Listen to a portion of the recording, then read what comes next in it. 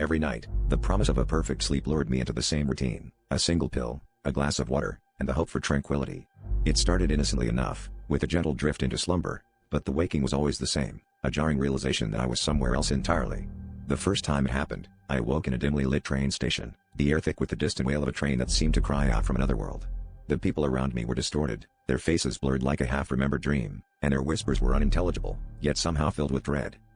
The second night, I found myself in a dense forest, the moonlight casting eerie shadows on the forest floor. The trees seemed alive, their branches reaching out like skeletal hands, and an ominous rustling in the underbrush hinted at unseen watchers. Panic clawed at my throat as I tried to retrace my steps, but the forest paths twisted and turned, leading me deeper into its heart. It was then that I heard the laughter, childlike and innocent, yet carrying an edge that made my skin crawl.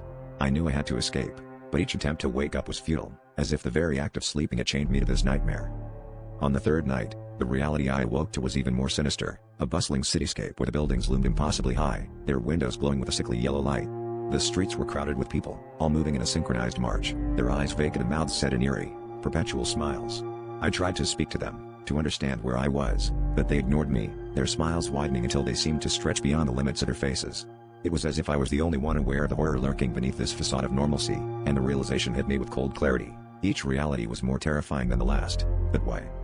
The answer came on the fourth night, in a reality that seemed almost normal at first. I was home, my familiar surroundings offering a brief respite from the madness. But then I saw it, a shadow in the corner of my room, darker than the absence of light, moving with a deliberate slowness that betrayed its malevolence. It spoke without words, its presence carving a chilling truth into my mind: these realities weren't random. They were feeding on my fear, growing stronger with each night. The sleep aid had opened a door, and something was on the other side, waiting and watching.